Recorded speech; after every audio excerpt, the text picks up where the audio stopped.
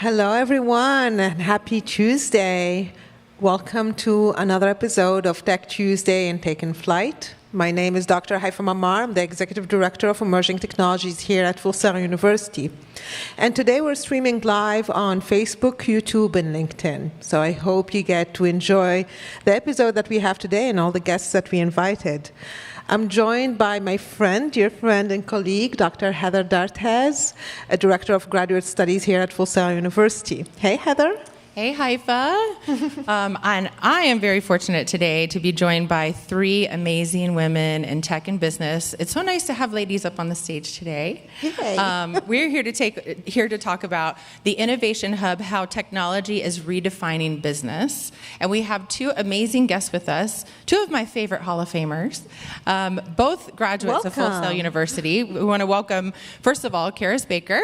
Karis is a senior technical artist at Capgemini. She graduated from our game art program, bachelor's, and she was inducted into the Hall of Fame in 2023.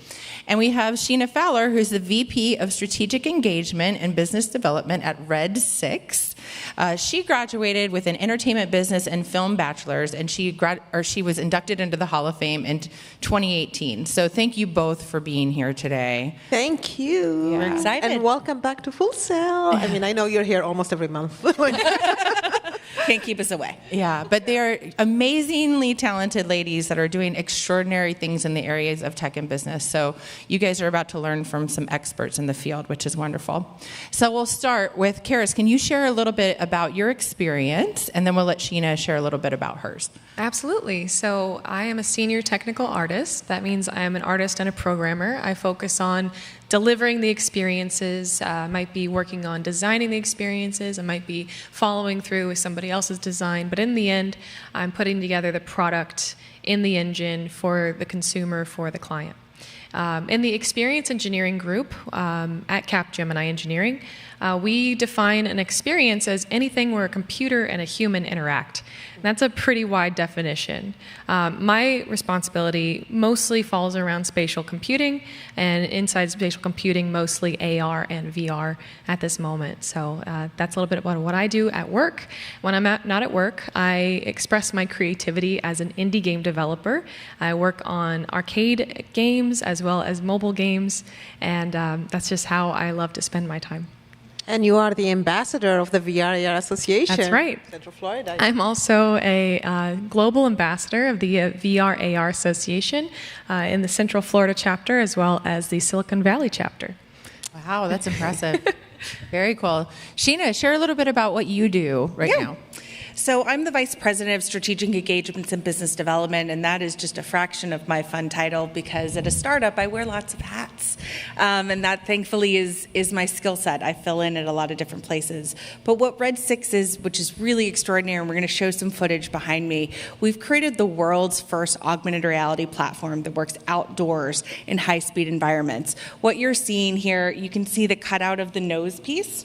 This goes on top of a fighter's helmet. We don't make the helmet, we make the lens that attaches to it.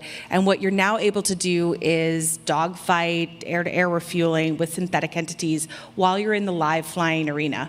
It's the first time that AR works in bright light environments, pulling multiple Gs. Unfortunately/fortunately, I have done that. I've pulled about 2 to 3 Gs doing a barrel roll while watching a synthetic entity, and it is mind-boggling what you can do. Wow. So we can take augmented reality at high speeds outdoors, anywhere from a fighter jet to, let's say, a roller coaster or a race car. So I'm trying to sell this technology into a multitude of different industries, help them understand how they can harness this technology and change the world through immersive experiences. So cool. It is very cool. And I mean, I'm a big fan of what you guys do at Red Me 6. too. Like every time we meet and you tell me about the new stuff you're doing, I'm always very impressed.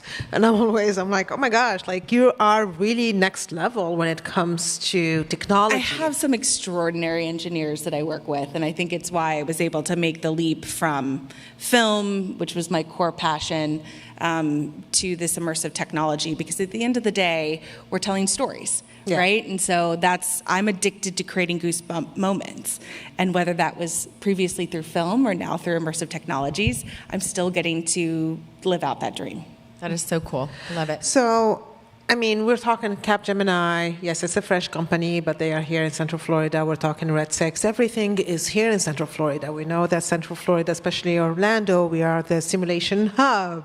We have the military and gaming companies. We are the meta city with everything that surrounds that. And now, especially with the era we live in, with emerging technologies, every day new tools are coming out. Things are coming out that are being used in the businesses.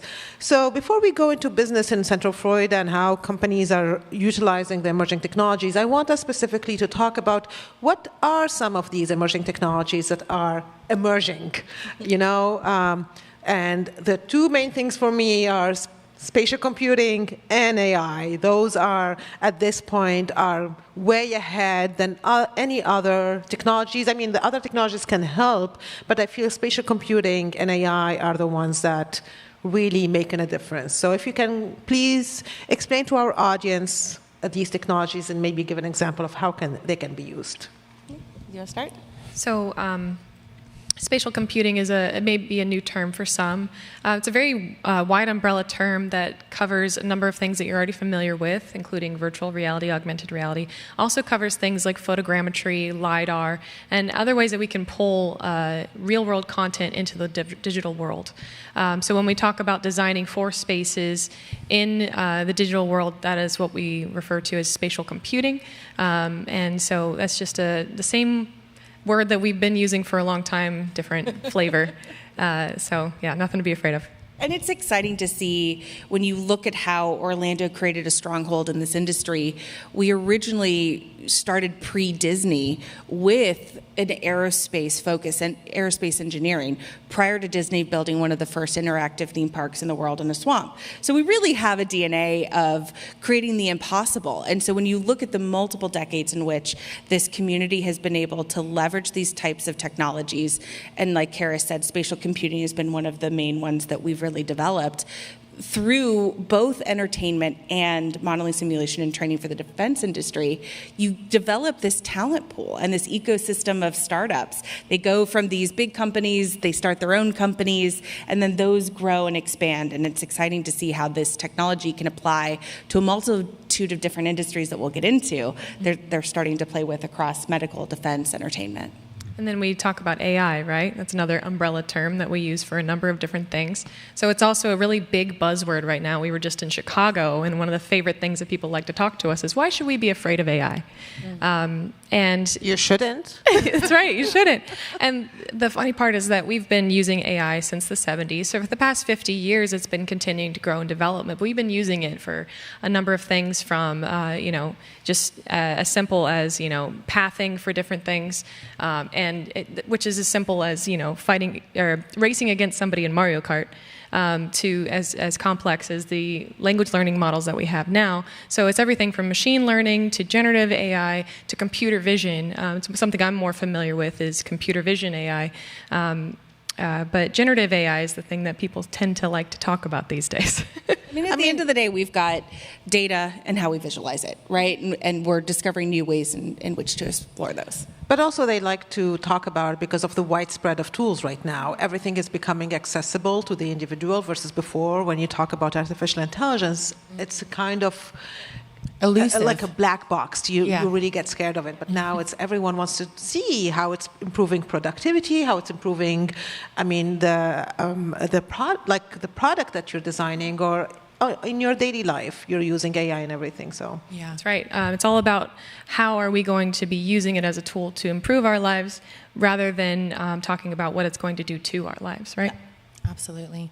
Now, Sheena, you alluded to this a little bit when you were talking about the evolution of Orlando, and really, Central Florida is known as like the innovation hub in many cases. And so I want you to go into a little bit more detail of maybe the story behind Orlando became reputable in this area.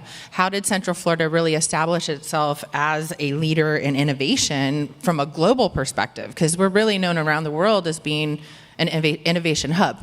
Yeah, and it's exciting to think that when I spent 12 years in economic development, marketing Orlando, and I had the same perceptions of Orlando. It was a tourism destination, right? But when you peel back the curtain and you understand the tourism industry is not a puppet show. It's a highly curated technological experience. And there's quite a bit of IT that goes into it and quite a bit of technology that is implored for that.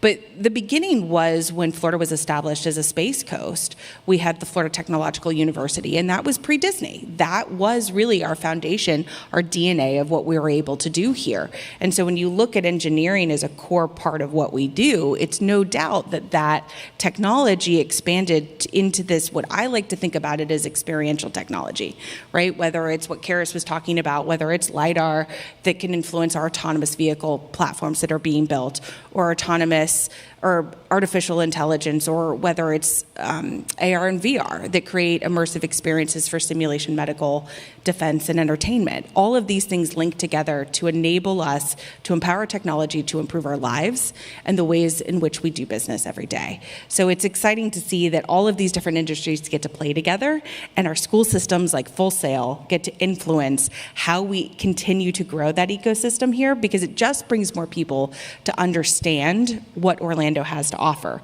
Because 9 times out of 10, people get here for some other reason. Yeah. And then they start to meet the companies and the people that call Orlando home, and they're like, oh, I had no idea. Okay, this is really extraordinary. And that was my story. I was going to go back to New York City. And then I started to understand what was here and how I could move my career faster. And you're like, okay, there is a large facet of people who are extremely, extremely talented and do business around the world that choose to call Orlando home. Yeah.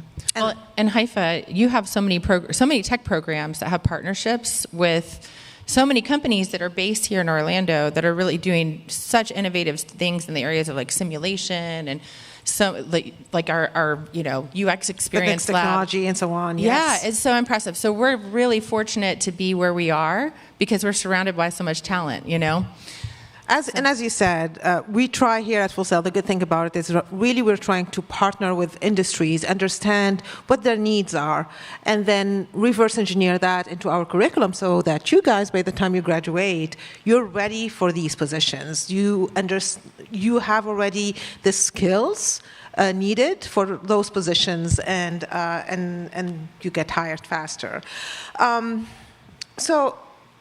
Knowing that businesses now are moving to Central Florida here, specifically in Orlando and so on, let's go back to emerging technologies and go back to spatial computing and AI. Again, we're seeing more companies, more businesses really zooming in their spatial computing and AI. And I want you guys to just talk about some of these industries in Central Florida that are utilizing these capabilities and how are they improving maybe the reach, the engagement from the community, or whatever the use is or the use case is, how are they doing it? Sure. One of the example that I love is when you look at, there's a lot of graduates that come out of the Central Florida region with game development. It's an exciting career. You want to go AAA games. It's very fun. And then you realize you have to pay your bills. And so a lot of companies I found will start subcontracting for defense contracts. And they'll start to build out the different assets and start to understand that there is a massive market that they had no clue about in modeling, simulation, and training.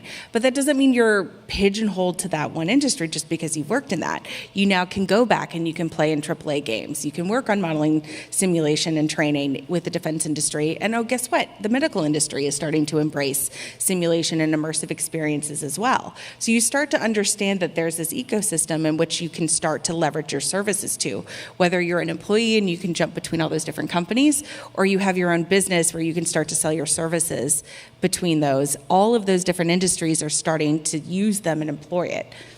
Absolutely, and I can mirror all of that. I've worked in all of those industries she just said. So I can expand. We have retail, manufacturing, shipping, sanitation, automotive, autonomous vehicle training for automotive, which is a completely different animal, and space is the biggest one that I personally love, and that's right here in our backyard. Healthcare. Healthcare, that's right. Healthcare is a huge one, and it's one of my personal passions. And it just, the list goes on. I'm sure I'm missing some. Yeah. Can you guys give any examples, like specific businesses that are adopting some of these technologies that are based here in the area?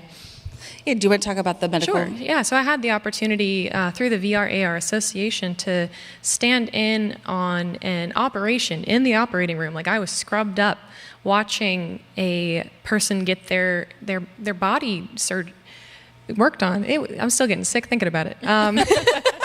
Well, and I didn't pass that out. experience came to full sail first during amazing. the Immersive Tech Summit. We're talking about the That's right. Spain Institute, right? Yes, that's right. So with XX, Dr. Massey, a neurosurgeon who championed the creation of a tool that gets put not on the surgeon, but on the scrub tech. And from the perspective of somebody creating an experience for themselves, they were able to fund and fund the development of this experience that they championed and push forward the development of. I think that makes sense. And then the experience being on the scrub tech allows the surgeon to focus so greatly that they save a percentage of time per surgery. That means potentially lives saved and more people on the table per day, which of course that's helping more people, saving time, saving money, and potentially saving lives. It's amazing. Making a difference in people's lives. That's awesome. Yeah. So we're talking emerging technologies, and yes, we're focusing on spatial computing and AI, but really we need to think about it, everything emerging. But one main concern when we're talking about AI is privacy, data privacy, security, and this is a real concern for companies, especially sometimes people just jump into using those GPTs, not understanding that there is a real concern of having your data out there and on the internet. But when we're dealing with companies, and this is something that you guys need to understand at this point, is that having that cybersecurity strategy, privacy strategy added to your system is important. What are some of the ethical considerations that businesses need to take into account or keep in mind when they're deciding to go about using AI in their business? You were talking about this so flawlessly earlier. To start us off, when I joined Capgemini, there were hours of training that I had to go through to comply to the security and data privacy laws in the EU.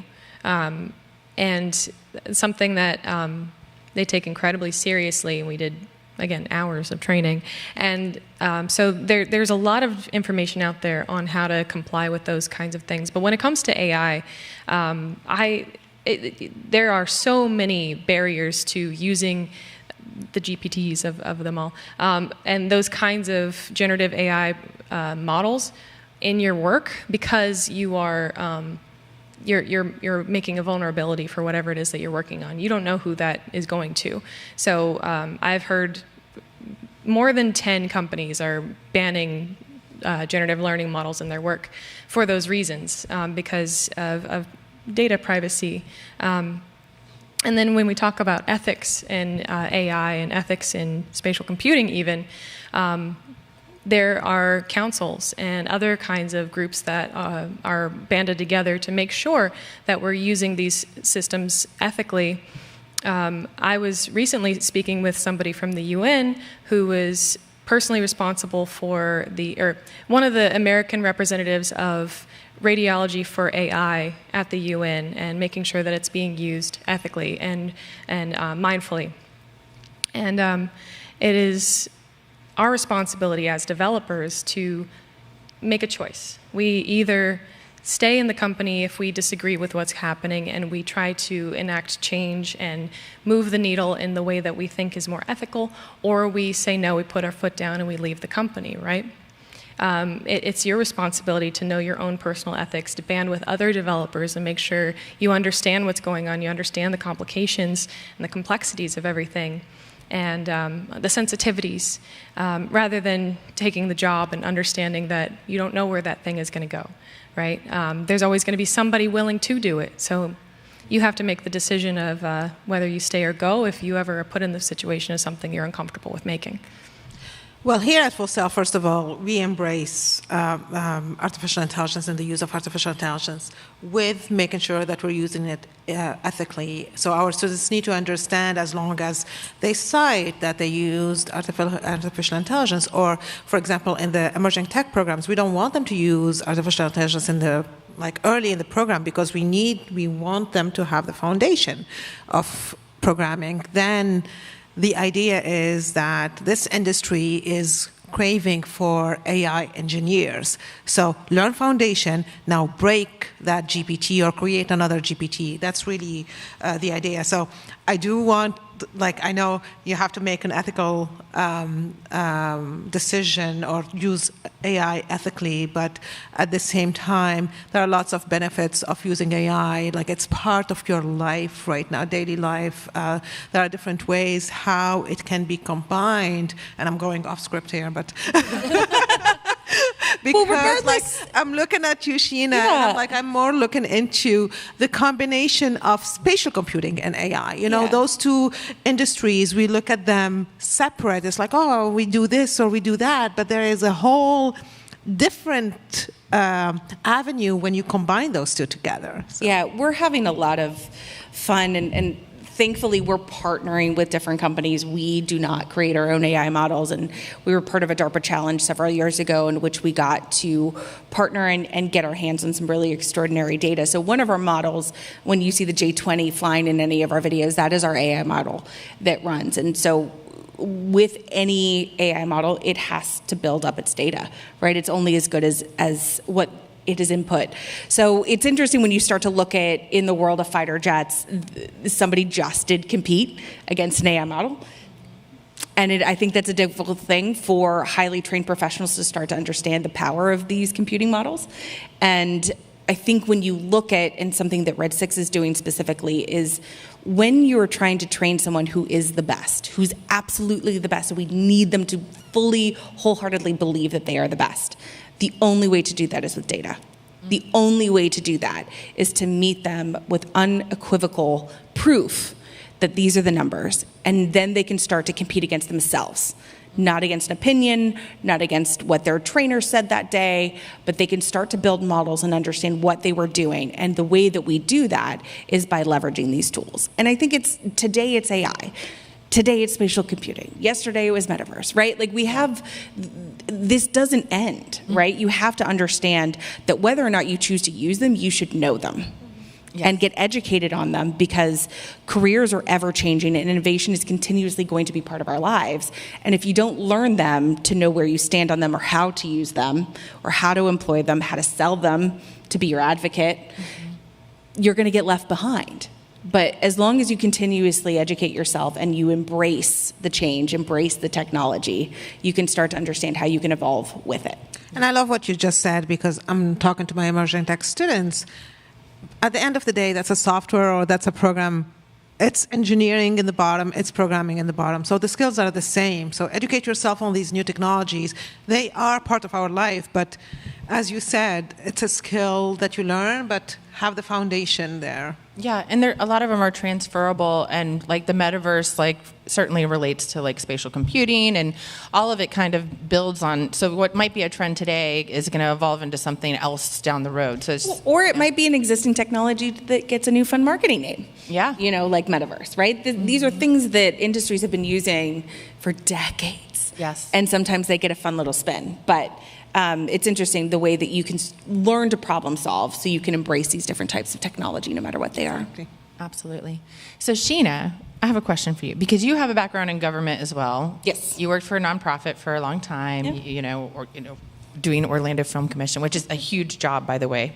And so very notable before she got into what she's doing now. So related to what we're talking about today with emerging technology, how do you think government and policy will play a supporting role in emerging tech? And then I would love for you too to tell a little story about how your previous job tied into what you're doing now, because I think that's important for them to know, because you would think that film is somewhat unrelated to this amazing, what you're doing now with Red 6, but it's I think it's important for them to know that that if you get a degree in entertainment business and film, you might end up working in completely Absolutely. So, well, there is the fact that, and I'm biased as a film grad and a former film professional, we have some of the most extraordinary work ethics of anyone I've ever met, right? So that in and of itself becomes something you can market, because my employer thinks I'm nuts, and it's just my baseline. That's just how I operate. And thanks to Full Sail, I got very, very used to a 24-hour clock, and I work just as sharply at 1 a.m. as I do at 1 p.m. But I was in production here in Central Florida, and then I got into the Orlando Film Commission, was housed in the Orlando Economic Partnership. And from there, I started to work on the film incentive for the state of Florida. That was tied to the digital media incentive at the time. And so I was working with EA Sports, which is one of our largest game development companies in the Orlando region. Once I started to learn that, and I started to understand game development and how those businesses worked, what they needed from a talent perspective, and helping those companies grow, I ended up expanding my portfolio within economic development to overtake all innovation technology. And I linked that to film because I'm selfish and I didn't want to let film go. And that's how I like to spend my time, right? That's my baby, my passion. So I linked the two of them. And honestly, if we look at it, entertainment and technology are absolutely linked. There's no way that they're not. These are stories, and the more that we tell our stories, they're completely referenced back to technology, whether it's in the storylines. We were having fun conversations talking about that earlier at AWE this year. My CEO, Daniel Robinson, was on stage with the creator of the Iron Man mask, right? And so you have fiction imitating reality and reality imitating fiction, and it's this cyclical loop. But where we got back to is the fact that you can jump between these industries and you can employ different skill sets to move them around. And so now what we're able to do is really leverage storytelling through immersive technology. But what I want to get back to in your original question is how government can support. And one of my biggest frustrations in the Orlando region was the gap between our small businesses and our big businesses. And whether you leverage an organization like the Orlando Economic Partnership, where it was my job to make those connections, or you leverage a university like Full Sail, that is one of the most important things that opens doors, because it's not necessarily a program and a platform. It's not always a grant. It's not always an incentive. Sometimes it's somebody taking the personal time to make an introduction. And when you make that introduction, it means that you personally understand the problem. And I think that's part of what we have to do. If we can get more people, like all of us up here, are engaged with the Orlando tech community, we're able to make those personal connections. And when you get a big company to explain to you one of their tech problems, and you know the network of who to call, that personal introduction is going to go so much farther than any other program that you can apply for or any incentive program. It usually comes down to personal introductions. So I just had an epiphany when you said all of those things, and that is how important it is for our students to network with people in other degree programs, because yes, I know they hear that all the time from us, and they're probably like, broken record, network. But that's a perfect example, like what Sheena just said about how she transitioned into this tech realm because she has a background in film and business, and then it's all about making connections. So like in order to move ahead from like a connected government policy, all of the things, it takes knowing people and that have different skills from yourself. But at the same time, it's all intertwined. And building trust. I think the more that we work, we build trust with people, and then they're able to understand that you're going to execute on a job that needs to be done. And I agree with you also. I mean, we have so many other events that we even bring here on campus, not only the network and the collaboration between students in different programs, but also when we bring conferences, or we have industry experts come and talk, go, and it's okay even if you are from the emerging tech, and sometimes we're all introvert and we don't like talking to people, but being out there, it's okay. Go and talk. It will help you know people you never know who you're meeting that day. So it's one of my favorite expressions is you must be present to win. Oh, that's a good one. Showing up is half the battle. And sometimes as a well-trained introvert to extrovert, half the time I just have to get myself there. Yeah. and then momentum will take over. But if I can just figure out how to get myself out the door, get myself to the event, take a few deep breaths, because I get very intimidated before I walk into some of these rooms, then the conversation will take over. But if you can figure out that you're not the only one that's intimidated by these rooms, that you're not the only one that's intimidated. I mean, I've seen some very successful people share with me privately that they're introverts, share with me that these types of networking events and you know, different happy hours and conferences are just exhausting for them. Sure. It drains them, right? So you're usually not the only one. So let's go back to emerging technologies. Things are moving fast in the tech world. And I wanted to know, what are some of the key trends that you see shaping industries in the next couple of years? And then how can companies make sure that they stay competitive with all these key trends? And adding another question there, I'm sorry, is that how can talent also follow? What do you have any ideas on what all these graduates or students who are about to graduate, how can they keep themselves? I mean, we will do it at Full Sail here in the courses and so on, but what do they need to do also to just make sure that they are aware of these new trends?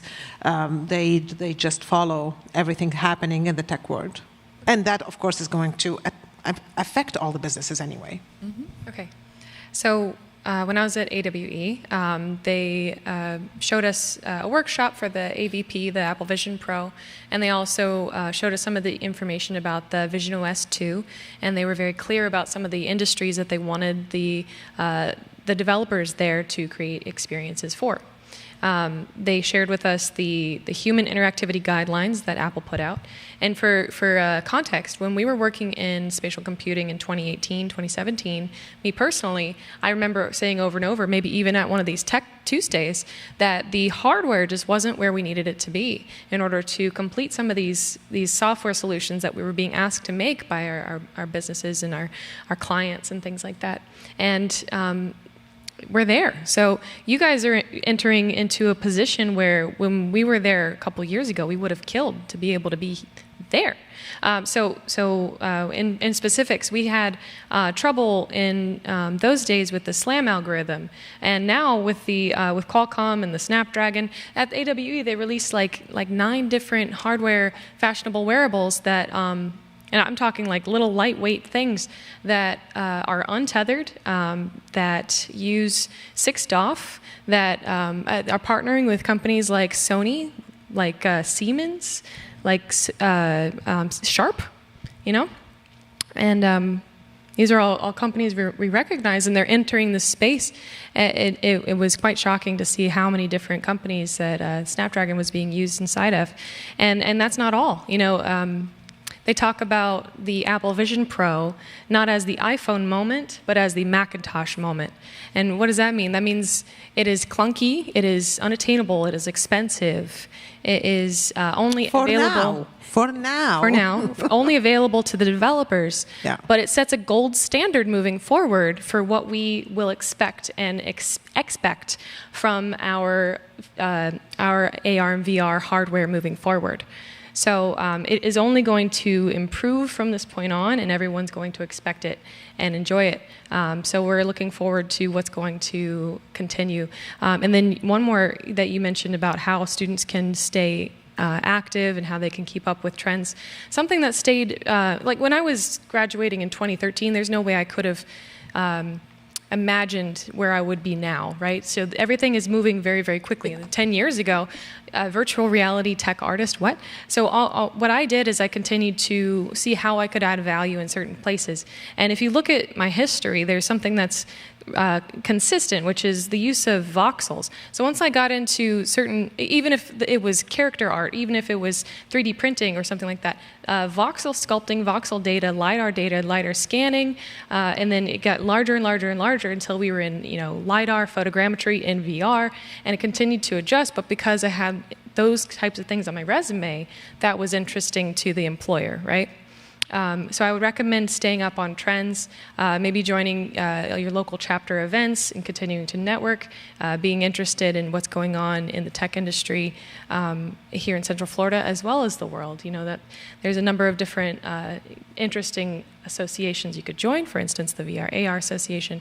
They'll let you know what's going on at the moment. And you have free subscription. All students at Full Sail have the free subscriptions for the AR/VR. Take advantage of that. Yeah, and they always have meetups, webinars, and things that they offer just to show some of the use cases on how to use spatial computing. To go back to spatial computing and the headsets, I totally agree with what Karis said. The technology or the hardware was not there, and that's why, Sheena, in your case at Red 6, you had to redesign your own headset because the technology was not there. We originally wanted to just be a software company. I mean, honestly, we thought, great, made the software, now let's go fly it with the best, whatever headset was on the market. We flew them all. You couldn't see anything outside, and so we had to create our own. But so many times we've been faced with a client challenge where we literally have to tell them we are up against the laws of physics. We are up against things that have yet to be created, and that's where our R&D team spends their time. They push the boundaries, and they're working with people across the globe that are trying to figure out how to extend, whether it's a chip, whether it's something in optics, because we've now found, now that it's getting lighter and battery power is getting better, now we're finding more use cases. That was the interesting thing that I found about Red 6, is that it was a purpose where AR was the natural solution. And so getting to play in AR where you have a very solid use case, it was quite opposite for most of the AR industry for many, many years. We had the tech, but why are you going to use it? What are you going to do? And it was creator community, come up with new experiences, come up with new ways for us to use it. So it's interesting. I've had a very blessed time to be able to work with Red 6, where we have a very specific purpose, where AR is just the most extraordinary solution. And when we did the Disney Accelerator, we may or may not have created an entire Star Wars universe. So getting in a life-size Star Wars laser war with a TIE fighter is top 5 experiences of my life. Wow, that's very cool. Yeah. Well, I want to go a little bit deeper into how these things apply to various industries. And so there's lots of industries that are based here in Orlando that companies are working with. So here in Central Florida, we see emerging technology in areas such as tourism, right? We see things in healthcare. We see simulation and game development. We see real estate. I mean, all of these are really vital to our economy here. Can we talk a little bit about how both, AI and spatial computing are being applied to those industries? Well, I think there's so much to say, right? It's a long question. But if we look at it a little further away, how can we affect change in those industries? A lot of times we'll come up with novel solutions from the creator side, from the developer side, and then we bring it to them as an offering. And I think something I can try to communicate to you is what I've noticed as a trend throughout all those industries is that those experiences, when they come from a good place and that you create them and you bring them up, that you might find a lot of closed doors. And so what I recommend is that if you go from the other side and you find your champions, you find your funding, you find your grants, you find whomever and whatever can enable policy or can enable a system within a group, if it's healthcare, working with the people who are champions of that space, who actually will work with you on it as a subject matter expert and then implement it into their practice, rather than bringing it to them as a suggestion. If you work backwards and then work your way toward the development of them in that way, you'll have more success. Because I've seen a lot of tech startups try to, market a completed product and might find a difficulty getting it adopted, because adoption is the final phase, the final boss of everything that we're talking about here. So what I could recommend is working from adoption and then development. Go ahead. Just because it's top of mind, and I'm getting to, we recently did the Disney Accelerator. When you talk about tourism, I can't help but think about that and what spatial computing can do to revolutionize it. And there are companies here that have been doing this for decades, right? Like, I'm new to it, so I'm fascinated by it, and getting to understand companies like Steamroller, who've been here for years and years and years, and the incredible talent that are here, and 302, and that's just a few names to call out who've been experts in this industry. Falcon's really extraordinary talent that's here. You don't hear about them because they don't end up getting to claim what they worked on, right? The theme parks get to talk about all the glory, and there's these great little art houses and tech houses that do all of this immersive technology that gets scattered across. And Karis has all sorts of gemstones of where she can not talk about where she's worked. But the accelerator program is something I still get to talk about. And we put the first augmented reality platform in an outdoor roller coaster. And if you look up Disney Accelerator 2022, you can look at our video there. There was a lot of great companies in our cohort, but we're the last video there. And it was amazing to think about the potential of being able to have a shared physical experience with an outdoor roller coaster, right? You see each other, you see the world around you, you see the track, you see anything set dressing that they've done. But then to think about an augmented reality lens enhancement, you can have a personalized digital experience with it. And now you start to understand how we can layer in the power of data. How is that personalized? Is there a magic band? Do they know your age? Do they know your preferences? Do they know your favorite characters? How are you able to leverage that data to create an virtually unlimited new roller coaster rides that you can go on? And we're just starting to break into this space. Imagine tourism being able to do this. That sounds awesome. I know, I want it. They just need to pay very for it. Personalized experience. So like your experience on the roller coaster would be nothing like my experience. Correct. Or Karis's Yeah. or Haifa's. Yeah, you're having a whole assessment dashboard and then that's going to help the companies understand on how to improve the experience. And this is how you combine spatial computing and AI together now to improve things. You use that for entertainment or tourism. I mean, healthcare also, they will use the same thing where now they are predicting some diseases based on the AI of patient, using AI and looking at patient records and so on. But also we're using spatial computing and training nurses and doctors on how to use certain equipment. I mean, in real estate, you can have a whole engagement happening from the community because now you're looking at how a certain community is going to look like, especially if we're talking about new communities. So you have the community now participating and giving feedback on maybe how things are supposed to be. So there are so many different use cases of how emerging technologies can be used. Sheena, I'm going to go back to the headset. And you know how like passionate I am about spatial computing. I did my PhD in like immersive technology. So it's like augmented reality is everything I did for 4 years. One of these days I'm going to get you up in the plane. What's that? One of these days I'm going to get you up in the plane. Sure, I do. Yes, I'm going to take you up on that. I want a video. So, I mean, there are so many challenges that companies, startups, they face, and they're real challenges. But I want here we talked about the headset, we talked about the hardware, sometimes the technology, sometimes maybe people not really understanding the technology and not really understanding how to apply it to bring return on investment. Yeah. You know, and it's so funny because I was talking yesterday with a friend of mine, and we were talking about today's episode, and I'm like, oh, it's about spatial computing and AI in Central Florida.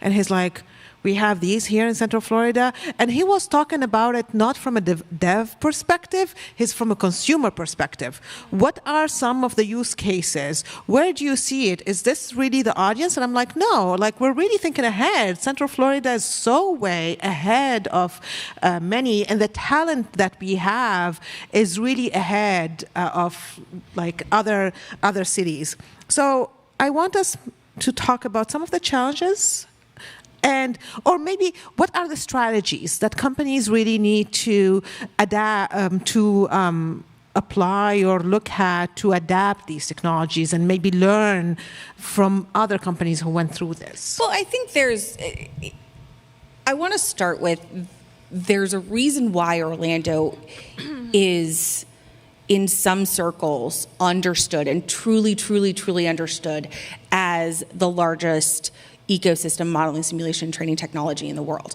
And that is an absolutely defensible stat. This is not a perception. This is not something some magazine gave us.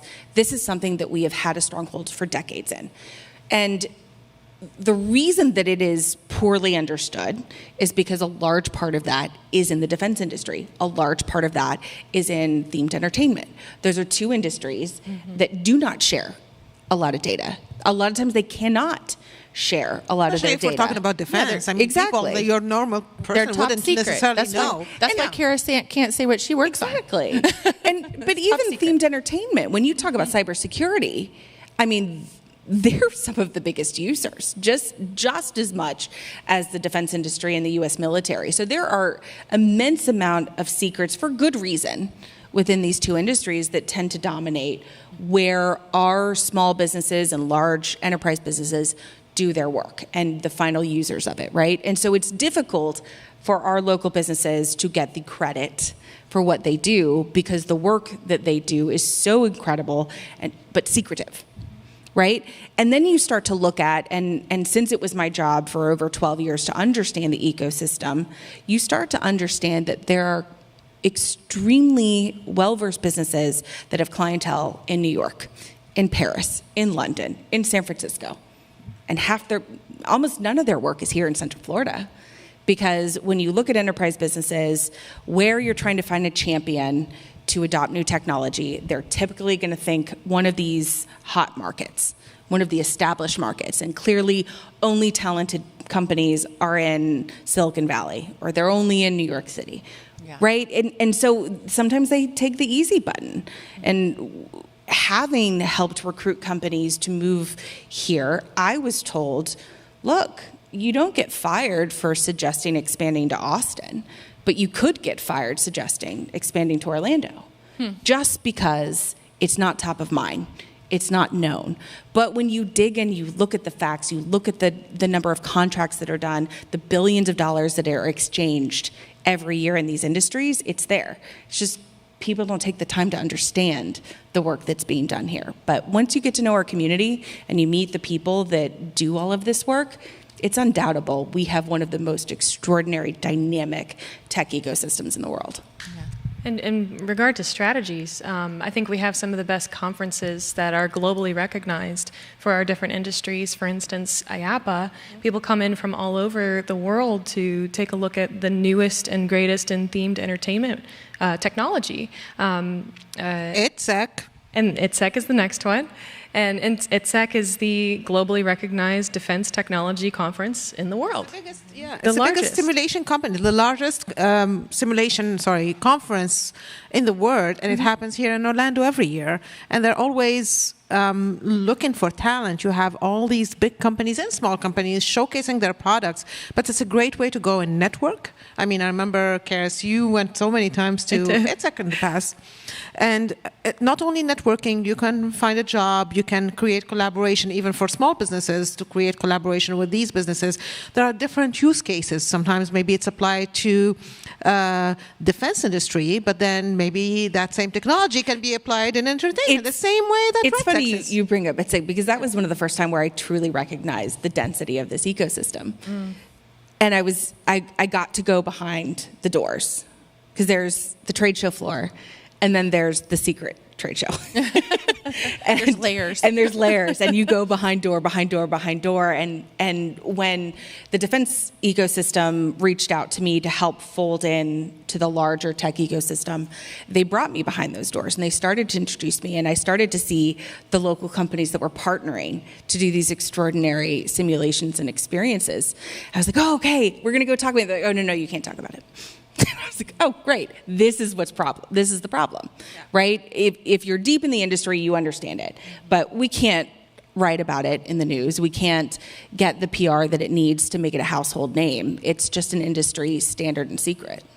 But I think now with the spatial computing, and I mean, I'm not trying to create some kind of advertisement for any company, but with the new headset, like the Apple Vision Pro, for example, yes, it's still expensive, but there are so many new use cases that are not necessarily for like enterprise level, yes, but like at some point they're going to come to the individual and creating a whole new set of experiences that we didn't think that will ever will come close to existing. But now with the new technology that the AVP has, really we're seeing something new.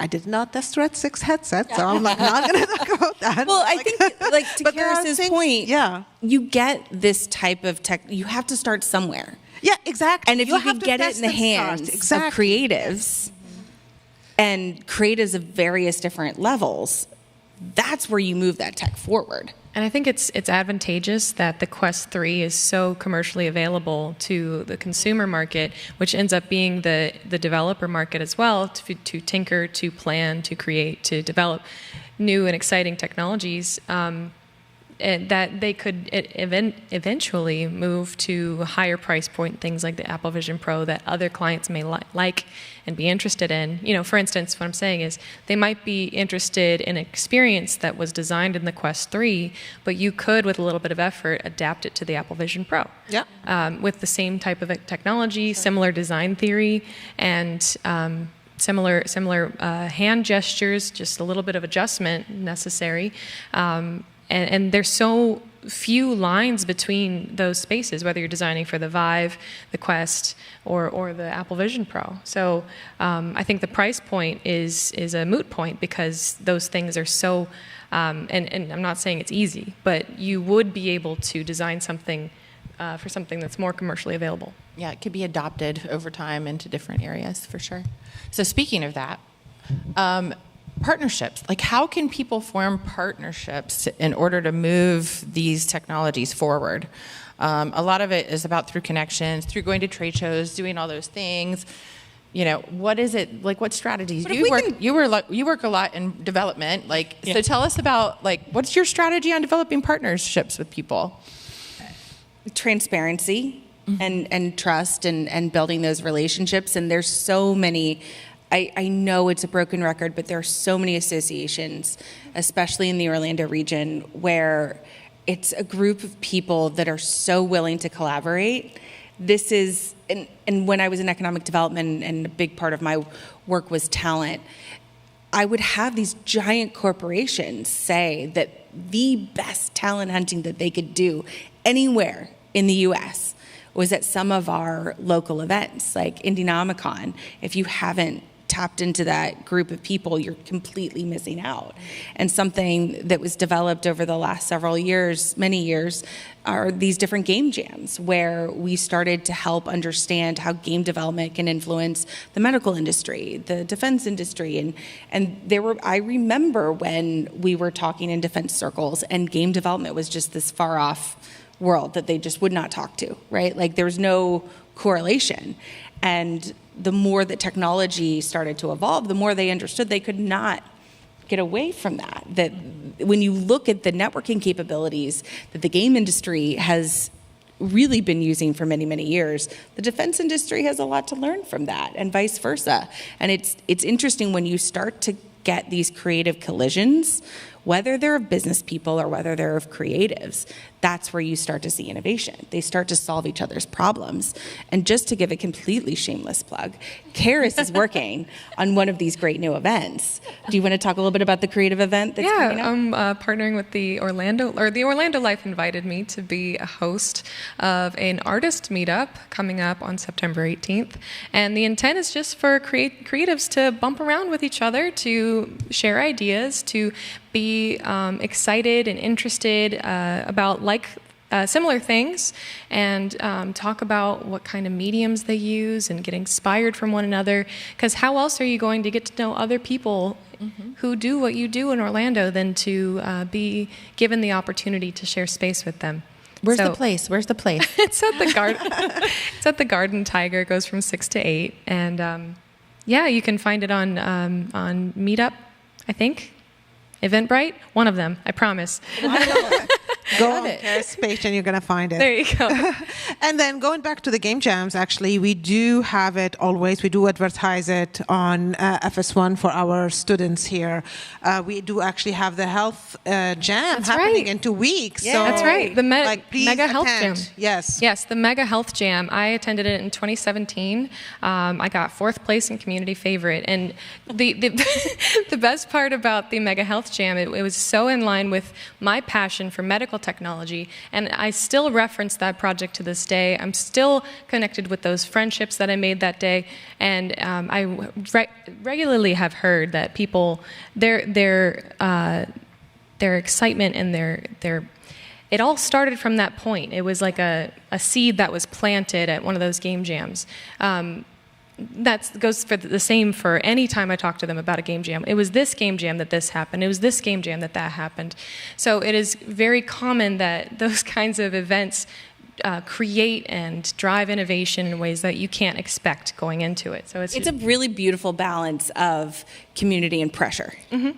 Nice. Exactly. In those events. And in that, you get creativity, you get innovation, and then you have real industry professionals looking at it, and it sparks business concepts. Mm-hmm. That's right. And so I've gone back every time since, and I've been a mentor, making sure that the projects are going the way they want and try to help be some... I'm going to get into your logs and see your error messages and help you out. So that's amazing. Okay, one last question before we go to our audience. If you have any questions, you can go ahead and go to the mic. Or for our online audience, please put your questions online in the chat. For those, our students or our grads who are interested in going into these fields of emerging technologies, I mean, yes, we're teaching them, but like they want to be part of the industry and make sure that they have the skills and keep their skills up to date and so on, or they want to do a whole career planning. What advice would you give them? Make the things that you want to make. Make the things that you want to play. Make the things that you want to experience. Because what's great about creativity is that it comes from your memories, your emotions, and given a little bit of daydreaming, that's your creativity. That's where your ideas come from. You ideate. So when it comes to career planning, I would say don't push for any particular thing. Draw from you, because others will see that from you. That's where the gem is. It's either your beautiful, wonderful, positive emotions or your terrible, negative emotions. Whatever it is, your human experience is what other people want to be drawn to. So I would recommend following your heart, following your sense of purpose. Whatever it is that draws you in a direction, listen to yourself. And I think you're in no better place than Full Sail to be able to execute on this, because you have to talk to your teachers, you have to talk to your lab instructors, you have to talk to the people in other industries and other degree programs, because this is the network that you have natively within Full Sail is the network you try to build once you're in the real world. And so you have to realize that this is the time to take advantage of it and just introduce yourself and share what you're working on, ask what they're working on, because it's a really beautiful thing when you can start to share what you're doing. I love that. That's wonderful. So we have time for a few questions today. I know we're coming up on time, so I want to be respectful of Kara's and Sheena's and Haifa's time too. So if any of you here that are with us in the audience today have any questions, there's a microphone right there. You can just stand in front of it. But I do see that we have some from our online audience, so we'll jump in with one of those first. So this one I think is geared probably towards you, Sheena, because it's related to the film industry. It says, are there any technological obstacles or challenges that you foresee in the film industry, especially concerning new young companies? And what advice do you have for overcoming them, or any advice in general? I don't know that they're challenges as much as they are challenge, maybe in the sense of you should be challenged to learn the new technologies. Right? You should be challenged to take advantage of what exists in the film industry today that did not exist before. There's never been so much opportunity to be able to market your film. When you look at the opportunity of technology of virtual stage production, you never were able to film in so many different locations in one location before.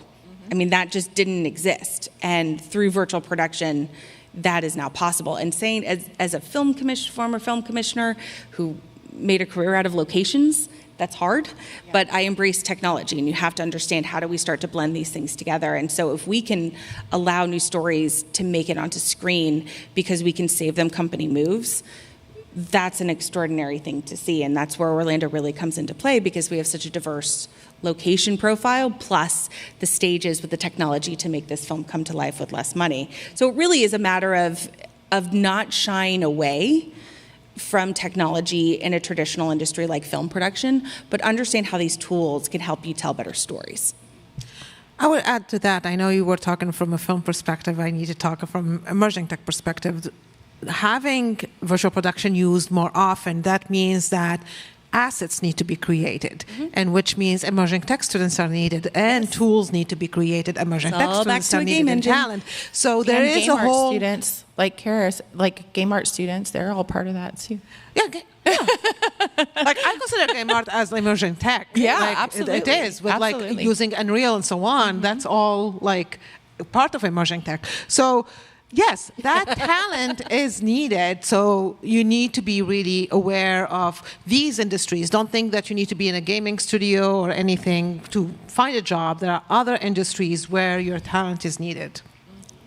We have some brave souls that stood up today. Hey! Yay! Thank you for coming to the mic. If you can please introduce yourself, which program you're in, and then ask your questions. Hi, I'm Victor. I'm doing music production. Okay. And so it's like, yeah, it's totally another thing. But I wanted to ask y'all if, from what you've seen, and these technologies, you know, arriving and like just going like so fast, do you think it could affect the way we listen to music, the way we sell it? From what you've seen, because you probably have much more like in-depth information about that. Yes. 100% yes. 100% yes. And while I can't speak to the music industry, what I can speak to, and you probably can too, music is a fundamental element of immersive experiences. Mic drop. It goes into everything. It doesn't matter whether it's a film, it's a game, it's an experience, it's a simulation, it's a ride. It doesn't matter. Music is a critical part of pushing emotion. And when you create immersive experiences, what you're trying to do is push an emotion. And so create you're realism. In the right field. Yeah, and create realism. So whenever you're talking about simulation as well, everything is haptic. So whether you feel it or you hear it, that will create the realism of the simulation. So music is obviously changing the way things are, and it's an integral part of immersive tech. And then are you familiar with the Travis Scott experience in Yes. Fortnite and the Ariana Grande experience? And that there was so many other different concerts that have been in not just Fortnite, but other video games that other people got to experience as a real time. In the metaverse. Yeah, in the metaverse. And that's not going to stop. There are other large concert venue VR experiences that you can jump into that are hosted on other platforms. And if you've been in one of those, you'll sit next to somebody, you can have a conversation with somebody next to you and experience the concert in real time. So in regard to changing how you experience music, I think VR concerts are going to stay for a very long time. Well, and you look at what's happening with the Sphere in Las Vegas too, right? And it's become like this mega experience that, you know, is all surrounded by music. You know what I mean? And there's iconic artists that are going to perform there. And while that's not considered really, is it considered spatial? Yep. Like, I don't know. It's on a huge opinion. Mega screen. But there's a lot of opinions on that one. Immersed in it. It's immersive. It's immersive. But yeah, music is a huge part of every experience, and I think you're just going to see that the need for it even more. You know, ways to adapt it in all these different technologies. Thank you very much. Actually, there is another thing that, like in spatial computing, so the new Apple Vision Pro has an app that is the DJ app, where you are able to, it's an augmented reality, what do they call them, keyboard, I guess, and you're able to mix music on a augmented reality keyboard, like you're playing a DJ, which like just takes it to the next level. It's impressive how they do that. And we have a couple of Apple Vision Pros here on campus, so if you're interested, we can always have you experience that to see how things are, and maybe from a music production or from music perspective, you can maybe help us in innovation there, like how we can use spatial computing in your industry. May I ask another question? Following up with that. Sure. Do you think that maybe someday it would actually like just take over or run like aside with the technologies we have today and the way we do music today?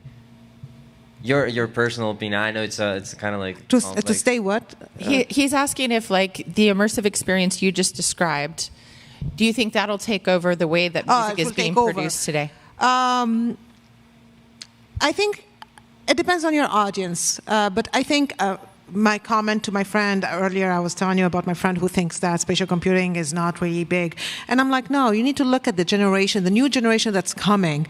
They're so ahead of how we used to do things.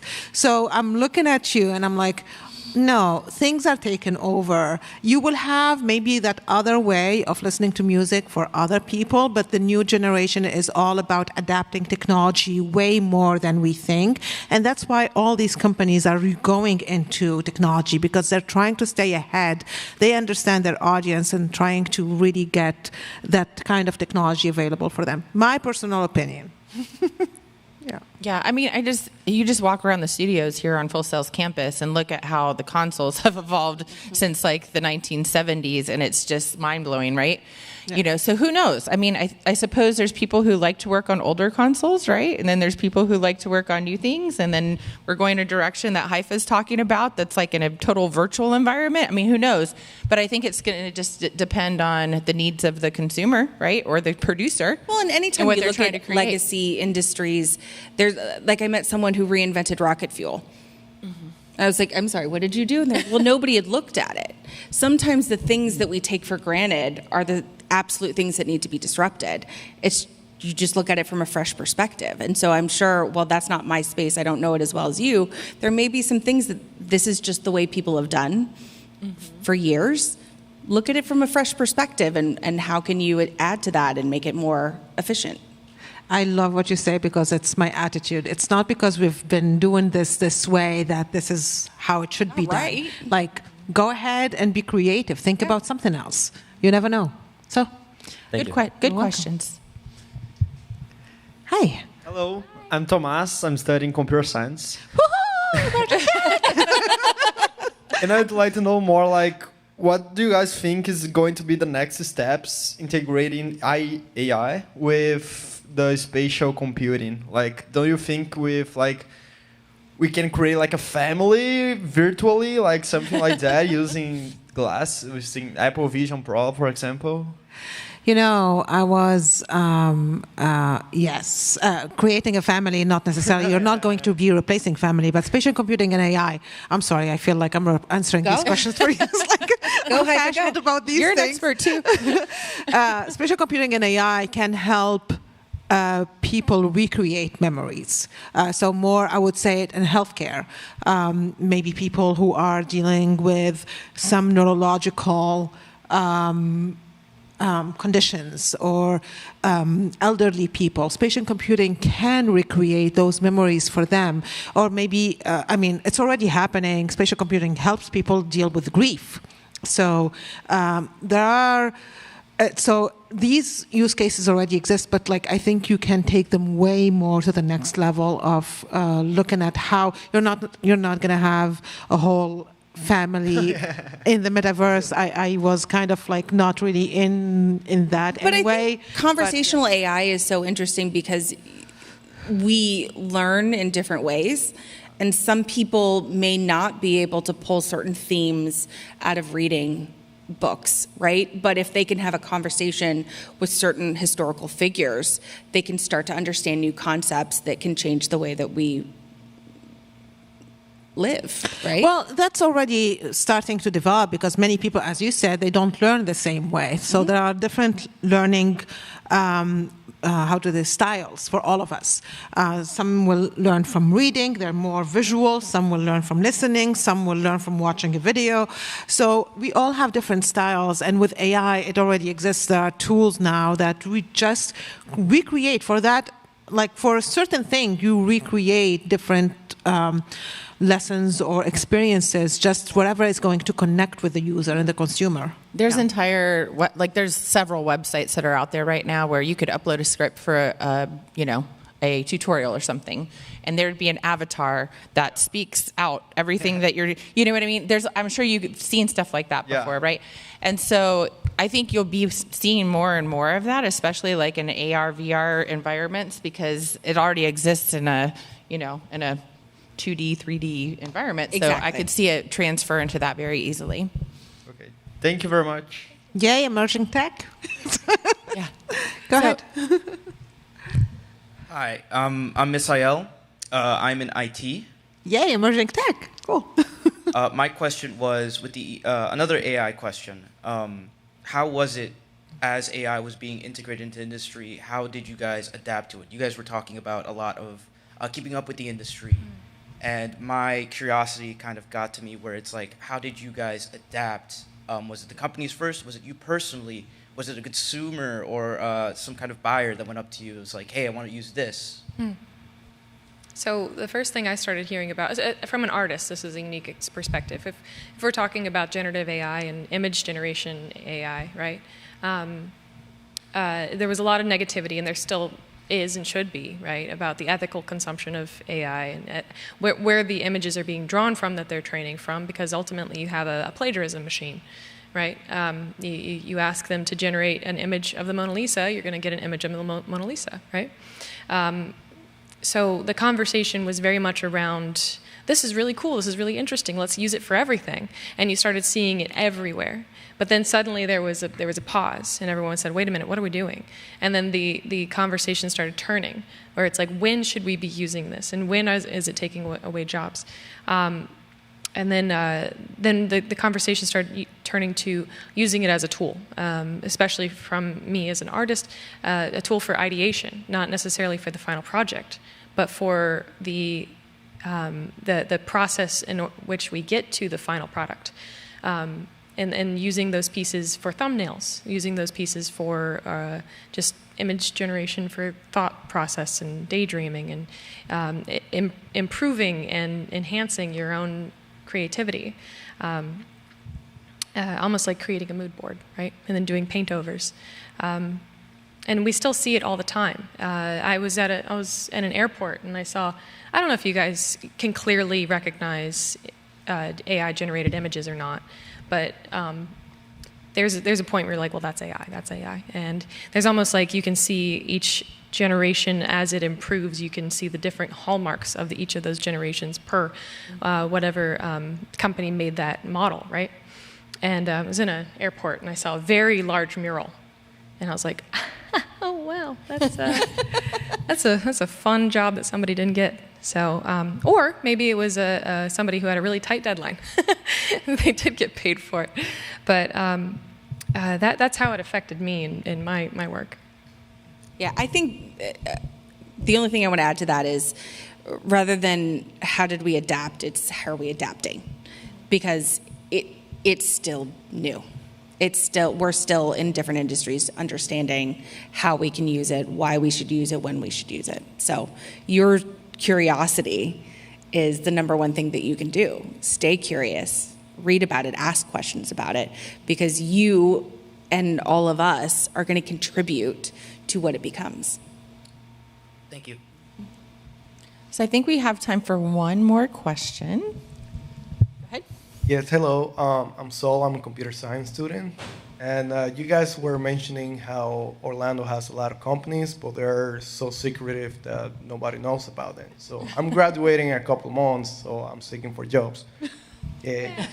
How somebody like me that is interested in government work or contractor can seek those companies and get involved in that world of contractor/government? chat with this lovely lady over here on the stage because she knows just about everyone. And I think an incredible resource, just to brag on her for a moment, she recently joined the board of the National Center for Simulation, which is an extraordinary resource, right? So you look at Dr. Haifa with National Center for Simulation. You look at Karis as a global ambassador for the VRAR Association, which follies between a multitude of different industries. I'm just and you a look board at member. Sheena with I'm just a board Dartez. member, not a global ambassador. But I know a few people. Talk to the people around you, right? Like, I think that's the number one thing. Understand when you start to have these conversations with the people around you, especially at this school is here to help you network. This school is here to help you understand how you can connect the dots faster. And that's all business is, connecting dots faster, because there's associations we can introduce you to, and there's people that we can introduce you to understand how your special skills and your special perspective is going to leverage and allow you to have that first entry into a career that's going to help you learn to grow and stay in the Orlando region. I think something important there is that while, yes, we said they're secretive, they're not secret about, they're loud about who they are here. So secretive because they can't talk about what they do, but they're very loud about where they are and who they are and who being here, right? So when we talk about, what they work on, they can't exactly explain it. But you're going to find them at the career fairs that Full Sail puts on.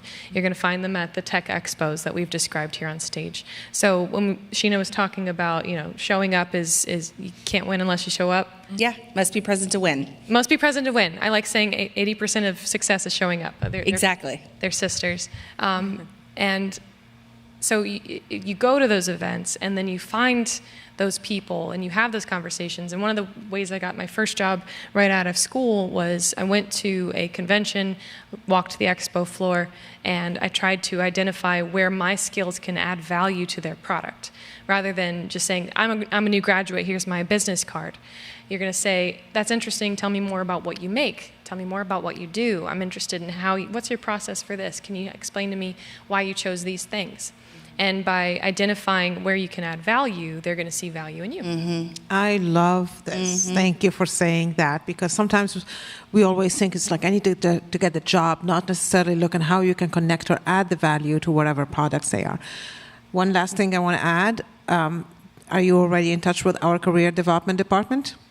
Yes, ma'am. I already talked to them, and planning to go tomorrow for the open door. That way. Good.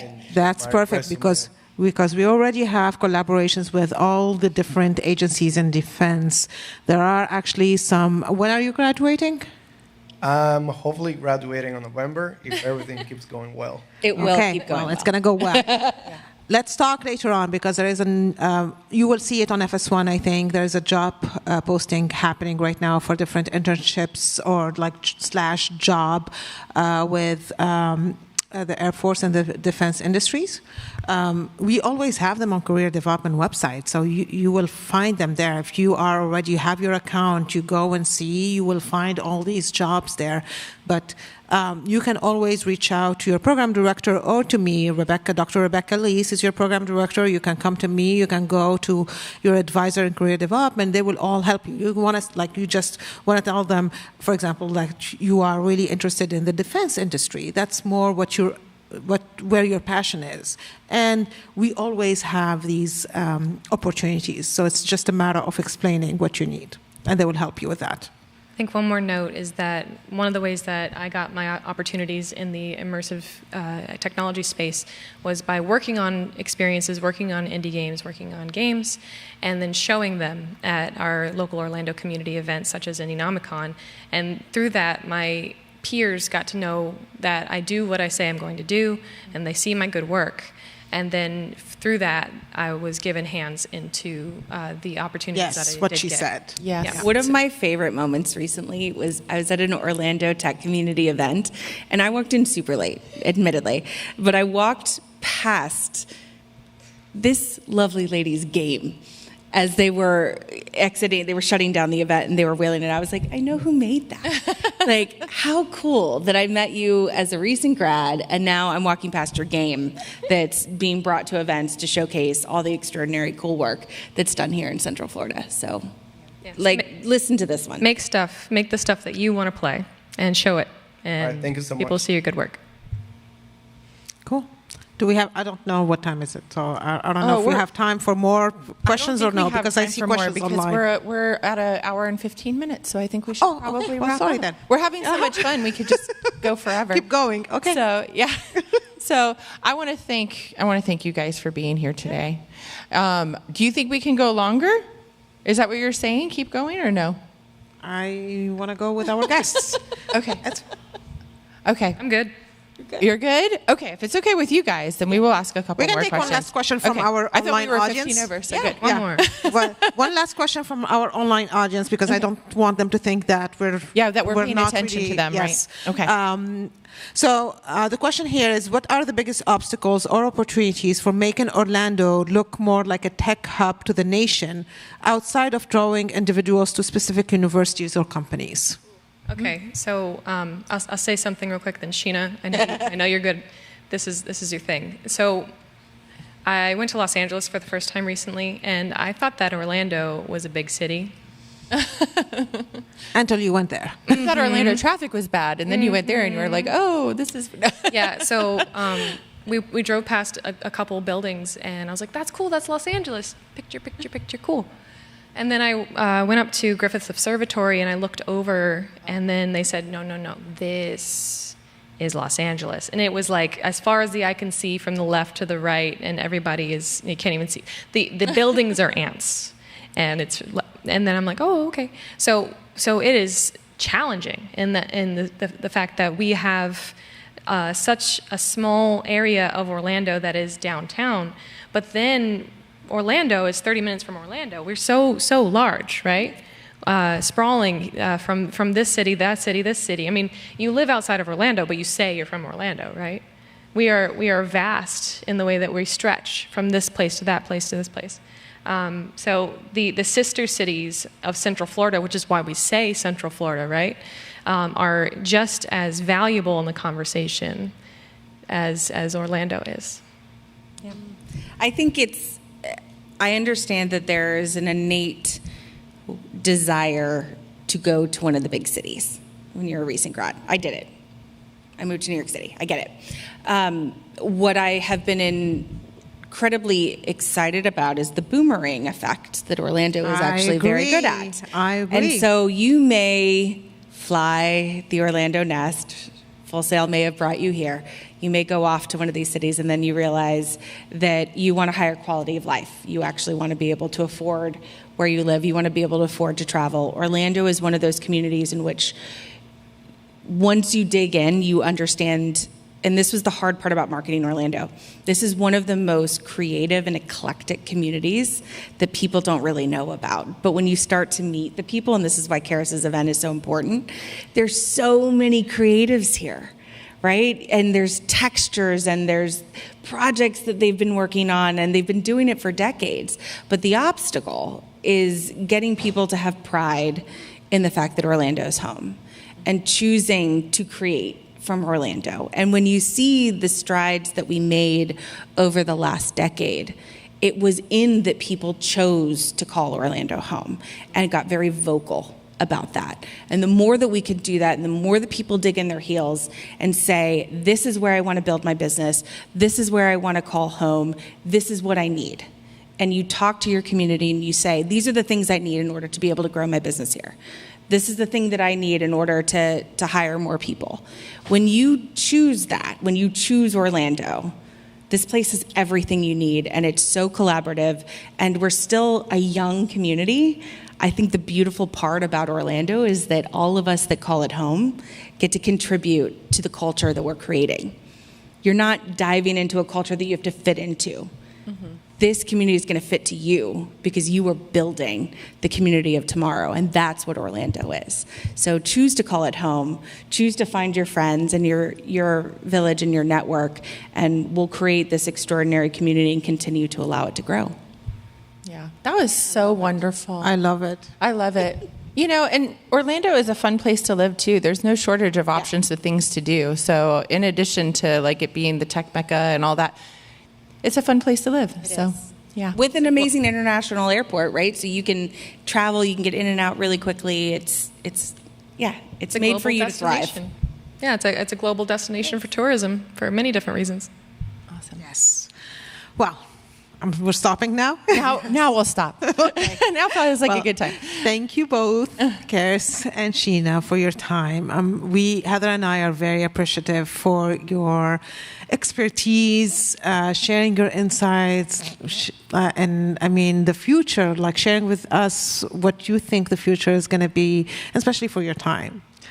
Yes. Heather. You guys are amazing. I literally have goosebumps right now thinking about it because I think of the impact that you've had on our students, the fact that you're both Hall of Famers and you are doing such extraordinary things in your industries and you would take time out to spend some time with us really means a lot to us. Well, I think Karis could probably echo this story, but I had someone I had many people that helped me along in my career, and the only thing they asked of me was to pay it forward.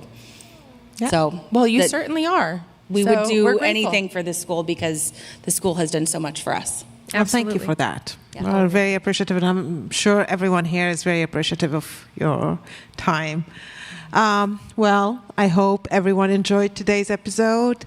And if you have questions, feel free to send us your questions. Feel free to reach out to either Dr. Heather or myself or even our guests, and we will be able to answer your questions or help you in any way we can.